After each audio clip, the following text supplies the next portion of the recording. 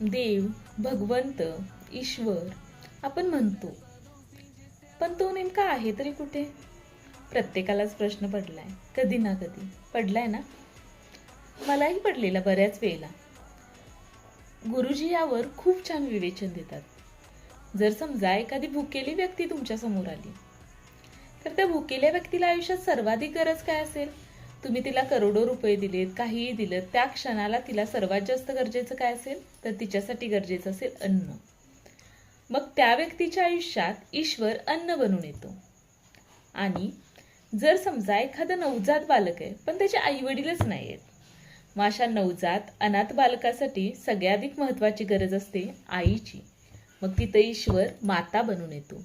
आणि तुमच्या आमच्यासाठी साधकासाठी तो काय बनून येतो?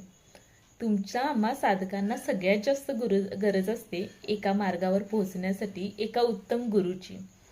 त्यावेळी ईश्वर गुरु बनून येतो.